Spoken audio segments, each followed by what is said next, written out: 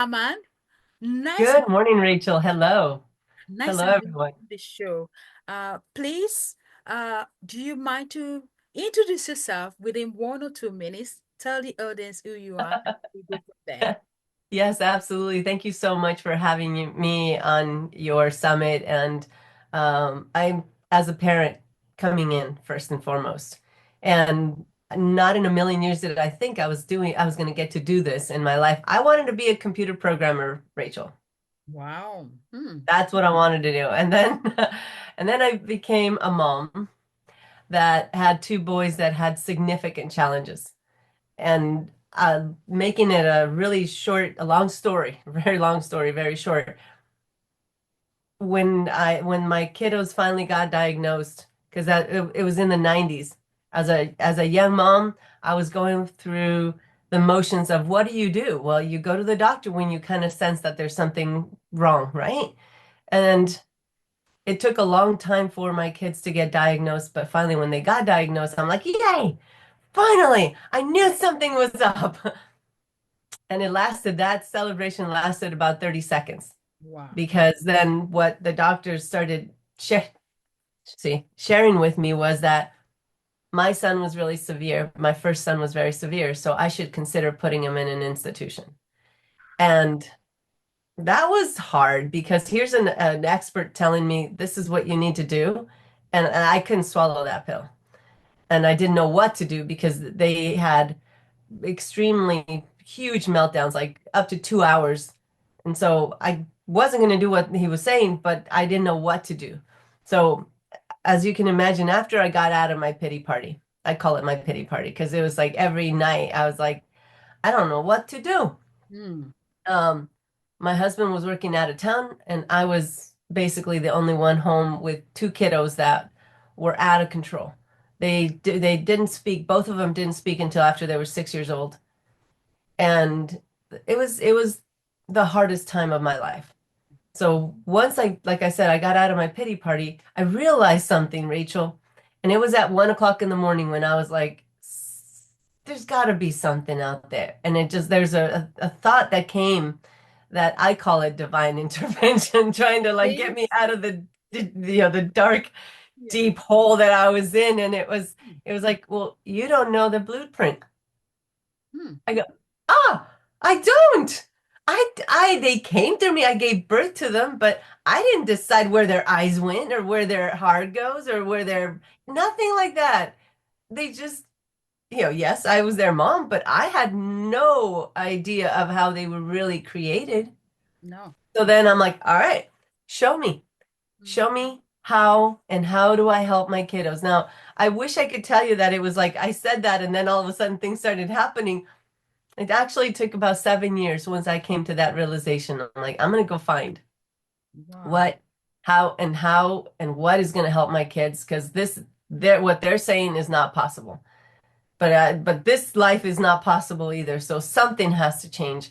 And so I tried everything in that I could and around me. Um, and nothing was really working. Now I realize, Rachel, that a lot of the things that were mainstream, and they're still mainstream, therapies, mainstream techniques, they're too advanced for some of our children. Hmm. So we're asking them to do things like OT and speech were two of the ones that I'm like they're everybody needs that because of course they're not talking, they need speech. They're not moving there's something about their movements, their muscle tone. Oh, they need OT. The thing is, OT and speech are incredibly beautiful therapies, but they're too advanced for some of my children. Definitely my children, Hmm. because they went off the path of development very early on. So there's something that someone mentioned to me, a teacher. She said, why don't you try brain gym? Try this. And so I didn't even know what brain gym was, these movements. So she started just showing me those movements, and I was so overwhelmed that that's all I could do. I could not go, well, there's no internet, so I couldn't go through searching for it. Um, and I didn't have the time to then be able to seek it out in a different way. So she was do this, do these movements, and I did them every single day. I did those movements because my children were so underdeveloped and so out of control that I would not be able to, like, honey, do this movement. No. Okay, it's time for your movements. I promise you, if they would have had the capacity, that's probably what I would have done. You need them. Mm. I would have just had them do it. The thing is, they would not follow directions. They couldn't do it. So I became a kid myself and I started figuring out how do I make this fun. And so I had to do the movements and how to be creative. How do I do them with them so they don't resist it? I can't tell you that it was like an effortless thing. It was a lot of touch and go, a lot of trial and error, a lot of sifting through things. But needless to say, for the first time after any of the other therapies, we've done discrete trial, pivotal response, floor time, ABA, speech, OT, and more. And so none of what we had done previously had made the impact that these little movements had started to make within a week and a half, no more than 2 weeks. And I'm like, what is this? Brilliant. And So what's and the more title? importantly, What's the title of this movement? yeah, I'm gonna share a little bit more about these movements because they're so simple. Mm. And I mean, when I started feeling the changes in myself, I really thought it was my kids that were changing. But I mean, really, I was the one that had changed a lot. Mm. And so if I changed, I always say it this way, we as a parent, we're the tuning fork in our home. Mm. So if I'm calm, but it's not calm like I was a very calm person outwardly. Internally, though, I was a mess because I Wow. was so scared. I was so afraid. I was so overwhelmed that my kids picked up on that. And then it was a spiral, they picked up on that and they got out of control. And then I picked up on that and it was a mess. It was so these little movements then all of a sudden started making my nervous system calm, which then they picked that up and they started calming down.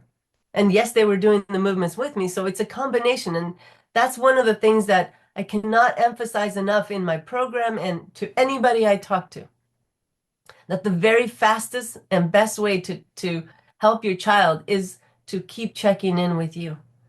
Are Mm. you calm? How are you feeling? Because then when we're afraid, then there's something that's called mirror neurons. And so that child or someone else picks that up and they mirror that back to us. So, my children having their meltdowns, guess what they were mirroring?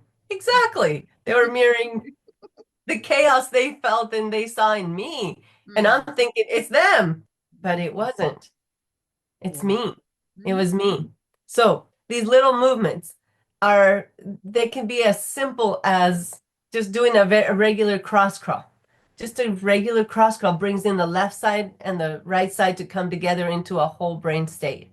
Simple. And you don't have to do them standing up. You could do it sitting down because a lot of our children, they have very, very challenging vestibulars, balance systems. And this is what's very interesting. My oldest son, he would like if I blinked, Rachel, he was up on top of a roof. He was on top of the cabinets. And when I started talking to different people that really understood balance, I couldn't understand why they're saying your son has a vestibular challenge. Like there's vestibular issues. And I go, but he doesn't. He's so balanced, like Energetic. he's up on a roof, he's climbing a tree. You need balance for that. No, a different kind of balance. The highest form of balance is when someone can sit still and pay attention or Wow. stand still. And Mm. a lot of our, and then oh, well, in that case, no, he can't do that. And so he was always running.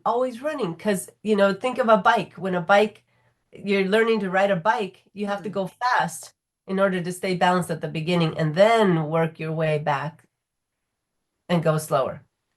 So these little movements, let me get back to my story because these little movements made a huge difference. But within about 3 months, I noticed that if we didn't do the movements, we could revert back to the 2-hour meltdowns or something similar to that. Like there's got to be something else. I mean, there's got to be something else. So then that same teacher that tuned me into Brain Gym, she said, it's really funny because I had a conversation with her. I'm like, I hit a wall. Like I keep, is this gonna have to be the same? I mean, forever? And she's like, well, you're gonna have to do the movements, but there's something else that I came across. And this was the game changer, Rachel. You ready? Yeah. It was work that Doman and Delicato did that they were working with brain injured children. And what they had is the idea of going back to development and mimicking, replicating, duplicating some of the baby's movements. Mm, And then all of a sudden they're doing these movements, and the children that had a brain injury all of a sudden could do certain, they had functions available to them that they shouldn't have had. And so he's like, they're like, what is going on? They were the first ones, I believe, that started really showing brain plasticity, but brain plasticity wasn't even recognized until like 25 years ago. mm, But they were working with brain injured children in the 50s. And that blew me away. I'm like, why don't we all know about this? That mm. development really is huge. It's a huge marker of how then a child will be able to be successful in life, how they can do certain tasks. So let me explain really quickly. When we come into our mother's womb, Mm. there's development that starts. But how many of us actually grew with calmness and care and just a sweet, joyful energy? Think Mm. about your mom, how she was when she was pregnant with you. Not my mom. There's a lot of chaos. There's a lot of fear. There's a lot of anxiety that was going on with her. Bless her heart. And so, and then I think about my children, and I'm like, well, no wonder. No wonder. How did I know? How did you know? How did we know? We don't. So what happens is this. I'm gonna take you through a scenario. The baby is developing. At the very beginning, just cells, and things are going incredibly great because the mom doesn't even know she's pregnant. Yeah. But as soon as then the mom knows she's pregnant, all of a sudden it doesn't matter, even if you plan the pregnancy as a woman, you go, oh, now I have another a being Function. inside me. Oh, and so cortisol goes everywhere, hormones go crazy, things like that. And the fetus, the baby, goes into a protection mode. Some people call it fear paralysis reflex. There's reflexes that then go, oh, wait, I don't want the cortisol. I don't want those chemicals in me. So they go into protection mode. So what happens in that hour, 2 hours, afternoon, day that the mom is in this distressed state? Mm. There's very little development, if any, that is happening. So Oh. that's what I call a gap, Mm-hmm. Mm-hmm. because we're supposed to be developing and acquiring the foundation for then growth and learning in our life. But if now I have this gap, and then if it's only one or two, not a big deal. But how many of our moms only had one or two? No, we have lots of little gaps throughout gestation. So we're already born with a little bit of a challenge. And you look at how our birthing process is, it's getting better, but our birthing process is so stressful. Mm. And as soon as the baby's born, then what's the first thing that happens after the baby's born? What's one of the first things that happens? If I'm correct, they'll try to get the baby to cry. Am I right? Yeah, that's good. That's good. Hopefully he will. By the way, my son did not cry, which was a huge thing, that he did not cry. He did not have the sucking reflex, so he couldn't eat. And so then I thought that was okay because I didn't know enough. Well, I didn't know what to think of it, but I figured the doctors know, the nurses know, right? They didn't. They Hmm. really didn't. So, yes, that's one thing. But one of the other things that happens is that they cut the umbilical too soon, the umbilical Okay. cord. It's like the baby's born, and shortly after that, cut the umbilical What's cord. them? Well, think of how much stress and stress hormones and stress the baby has to go through to be born. There's Hmm. chemicals going everywhere in order for the birth process to happen. Well, the baby doesn't have the development to take care of those chemicals yet. So they cut the cord, and all of those stress hormones and all of those stress, all that stress stays with the baby. What does the baby do with it? Oh. And then the mom, but if we were allowing the placenta to then be able to take all those chemicals back, then you cut it when the placenta's done with its work. But we're too fast. We want things fast in our world. We got to hurry up. We got to go. Sorry, Amma. So what do you reckon? Because this is new to me. Honestly, I've never heard this. So how long do you reckon that people should hold on before cutting the umbilical cord? The placenta stops working. When? That once the placenta stops working, then it, but you know, where I'm coming from, Rachel, is there's a lot of information out there of what can be done, right? And I want people to search for that. Mm, I'm all about that. You know what? Our world is very challenging.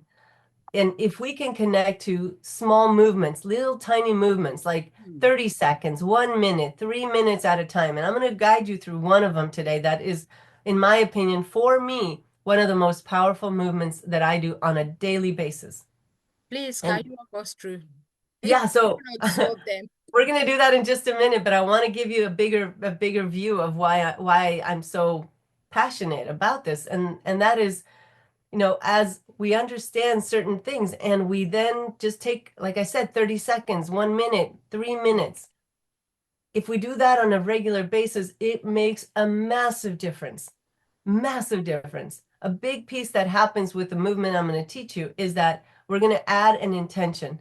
And movement and intention puts attention to our system, to our brain, to our being, and it actually downloads a brand new belief about ourselves.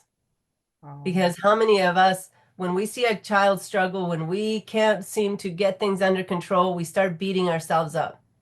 I'm not a good enough mom. I'm not a good enough parent. I'm not a good, I can't believe I did that. And we beat ourselves up internally. Well, that's actually giving us a glimpse as to what kinds of programs we have about ourselves. wow. And what if we can do a movement with intention that starts to change the subconscious, that starts to give us new abilities to see ourselves differently. Mm-hmm. Because this is the other part that I was blown away when I finally did more research on the how we really operate. How much of the day do you think you're conscious? How much of the, just give me a percentage. Not the time that you're asleep, but just as a percentage, how much are you actually conscious? How more conscious. You're right. I think one has to be, you have to be intentional. You have to really make your mind to be conscious, isn't it? It So, is. which I don't think I set aside any time for. I'm not sure. That's a difficult one because honestly, I just go on. Unless if I think, oh, okay, maybe I need a break. I want to, then, maybe then, but how often do I really do that now? That is the Yeah. question. When I ask that question, sometimes people go 20%, 50%. I've had 60%, and then I go, Mm, try 5%. 5%. Yeah, I will agree with that. And if you're stressed, it can go down to 1%. Wow. So our brain is brilliant because, we learn something and then it goes, okay, I got it. I'm going to put it into a place where you can access it as a autopilot. Tying our shoes, driving, all of that is mostly done through autopilot. Mm-hmm. We're talking to the person next to us. We're really engaged in the conversation, not in driving. Mm-hmm. It's autopilot, which is Wow. fantastic. The thing is, if we have good programs in our subconscious, that autopilot takes over and it guides us towards where we want to go. The problem is when we have been given limiting beliefs, Mm. beliefs that are not serving us, then those programs come up, and guess where they're guiding us? Towards wherever they are going. So, which is not necessarily a positive thing. And we cannot override a limiting belief by our willpower. We have to practice over and over, or there's different ways of doing that. There's all kinds of different ways of changing your belief system. What I have found is that when I connected movement with a belief Mm. and grew that concept, all of a sudden I started showing up completely different because I was so shy before. So Mm. shy. Oh my gosh. That's why I wanted to be a computer programmer, Rachel, You just because be on your own. I just, back then computers didn't talk back to you. Mm. So, so it was awesome. But I guess in a way, I did end up being a computer programmer. I program a brain, my brain. I start Right. with my brain. So in a way, it's kind of funny to think of it that way. I guess I wasn't specific enough. Uh, So so let me give you a little tiny synopsis of why these movements are so important, what Doman and Delicato found out. Back in utero, again, we start developing a certain way. We're born, and the very first part of the brain that starts to get more development is called the pons, P-O-N-S. And what we're going to do, Rachel, is we're going to give everyone a workshop that they can go and learn more about this in a deeper way. And I actually even show three movements of what we're talking about with brain gym. So there's three movements, and there's a more comprehensive view of what I'm going to just briefly explain, like literally like in 1 minute. And that is there is a part of the brain that's called the pons, P-O-N-S, and that's the part of the brain that gets developed by mostly on the tummy, tummy time, creeping. And that develops the ability to be able to know what's a real threat and what's not. So it's a life preservation part of our brain. And if it didn't get enough development, it thinks that there's a lot of things that are threatening when they're not. So it goes into fight or flight, and but you're not in a real fight or flight situation, but the brain doesn't know that you're not. Isn't that crazy? mm. It could be, and it could just be, it is a perceived threat sometimes that happens in our world because most of us are not in a life and death situation, yet we Yeah. can feel like we are.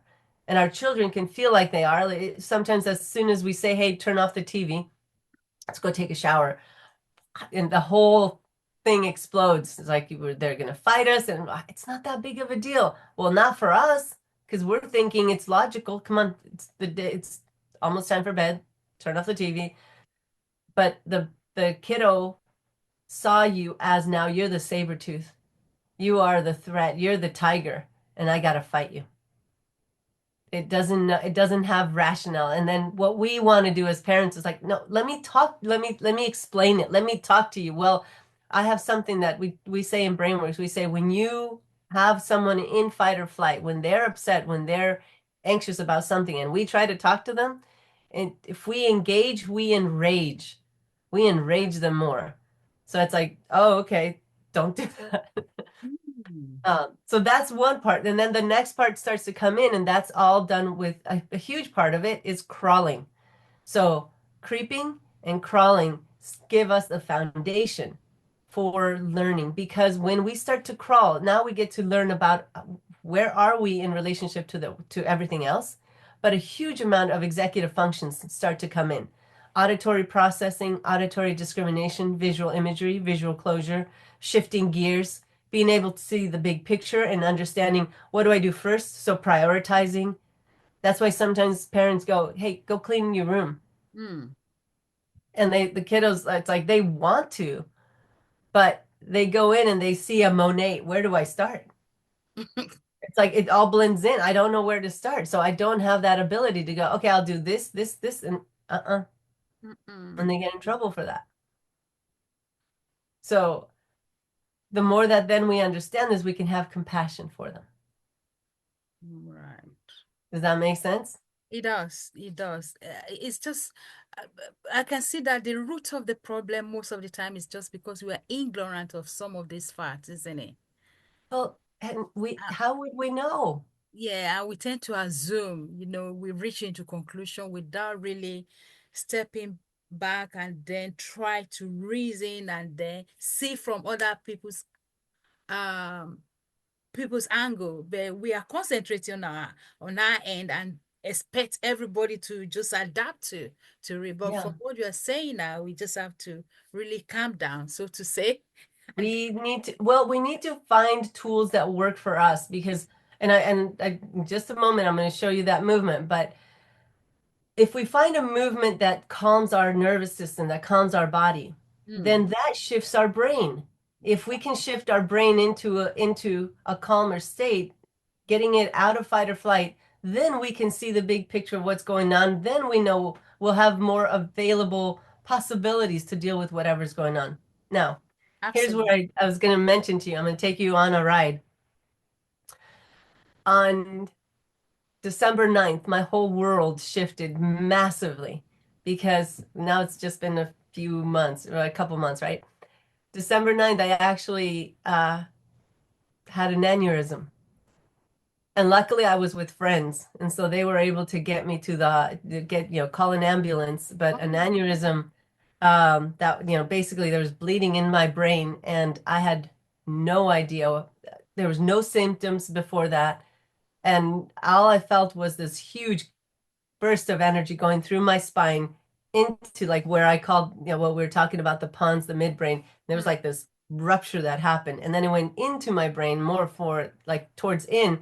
And Wow. then it was like fireworks. I'm like, well, this isn't good. Hmm. Hmm. So, needless to say, they had to do brain surgery and install something in there. Yes. They Okay. actually they put two coils, they call them coils. Okay. And I was in ICU for 21 days in December. Wow. I'm sorry to hear that, Alma. But that's why I'm excited to talk to you because what happened is in when I got to the hospital, they actually had to sedate me for 3 days. Hmm. They basically put me in a coma to release some of the tension to my brain. But what was fascinating and wonderful is that my husband was there. My husband and my sister were there most of the time with me. Hmm. And he took pictures of me and video of me doing the movements I'm talking to you about. I Oh, have done these movements for so long that even in an unconscious state, you were still doing it. my body, Hmm. I just knew it. That's what it was. I was blown away. Wonderful. And Wonderful. after about a week and a half, a doctor came because there was three doctors in ICU that were keeping an eye on me. One of them goes, we're going to go ahead and take one of the coils out. Think it's good. We want to see what your body's going to do, your brain's going to do with the rest of the blood that's in there. So we're not sure why your brain is recovering so fast. It's not typical the way that it is.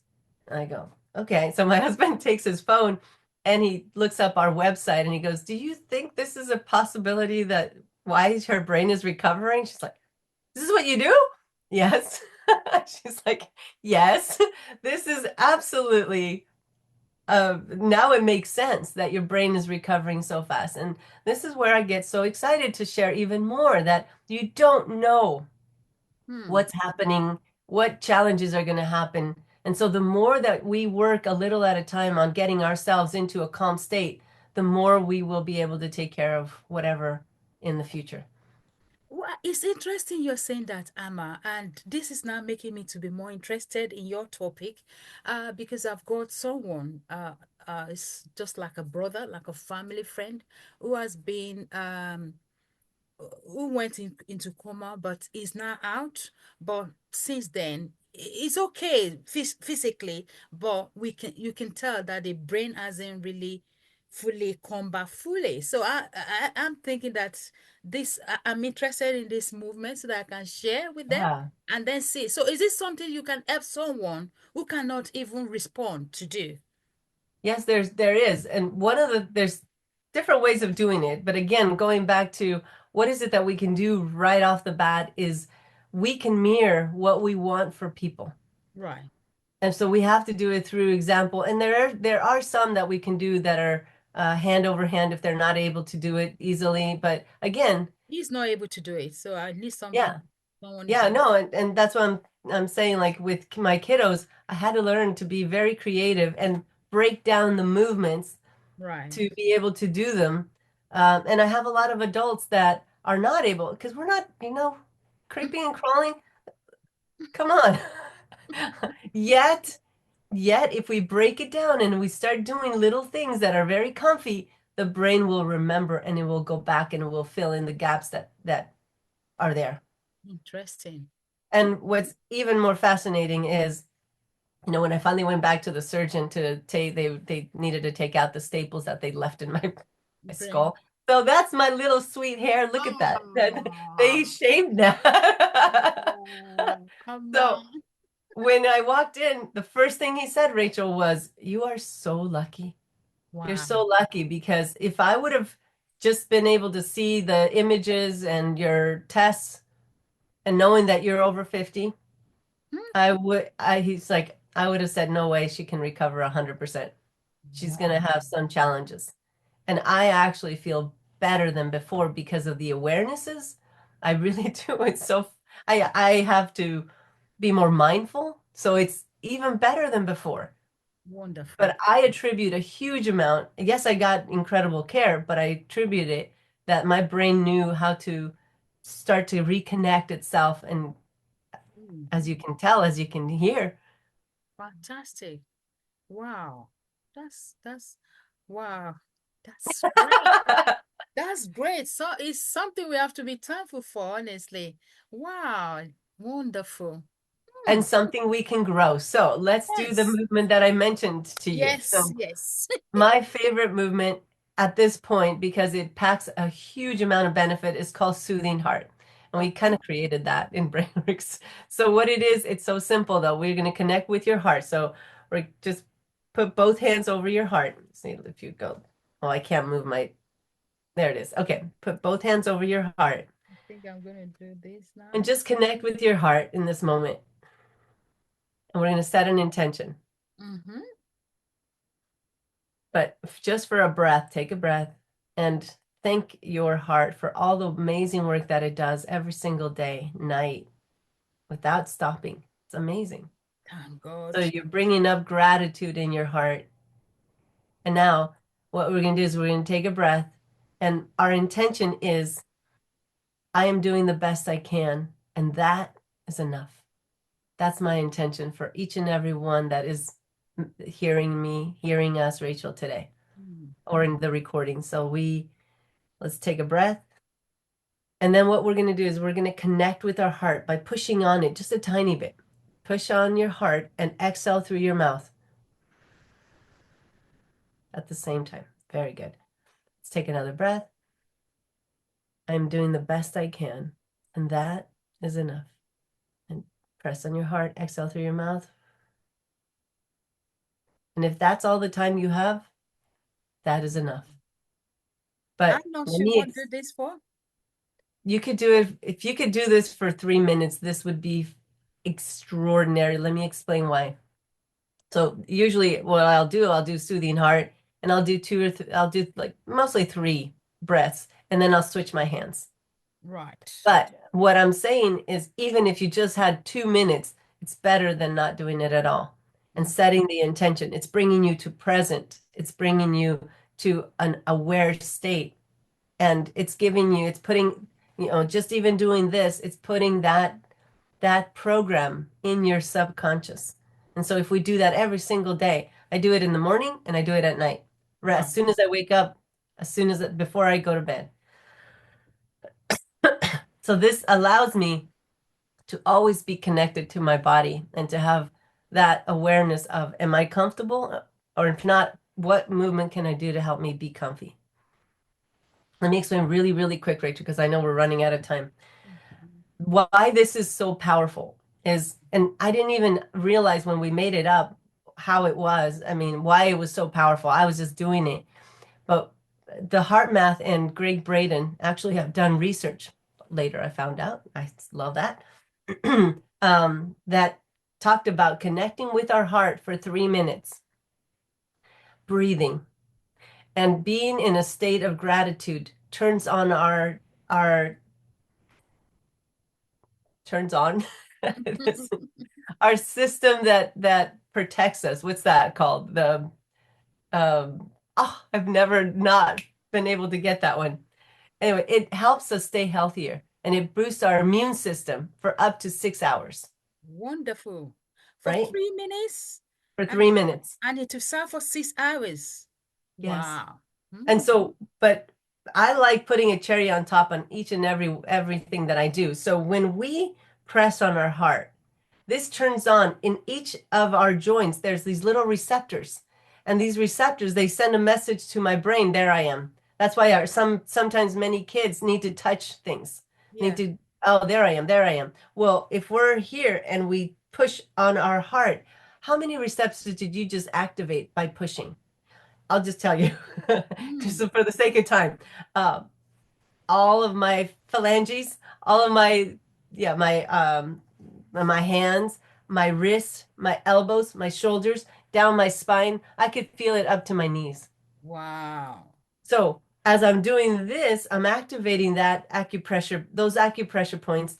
They're actually really receptors that then send a message to my brain. And when we do that, it's alerting and calming at the same time. And so there's so much in this little movement. That's Wonderful. called soothing heart. Soothing And heart. so what we're going to do in Brainworks is we're going to give you actually two gifts.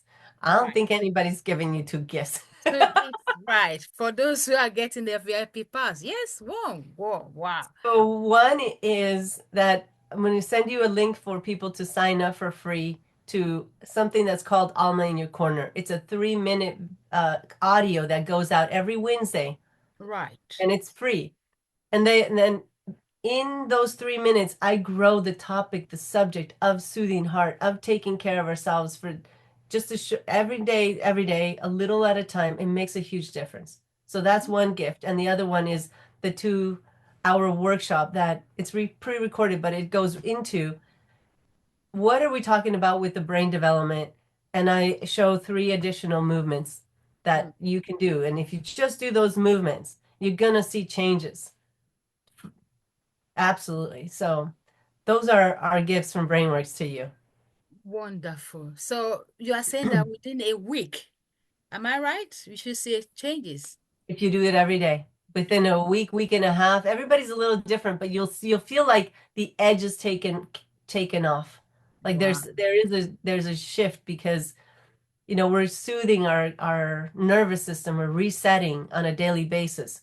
And if we do it a little at a time, it grows, it Mm-hmm. changes. And the more that we connect to where are we really going, Mm-hmm. but doing it in a calm and gentle and sweet and loving way at our pace. Being thankful, as you've said, while you're doing it, be thankful. Wow.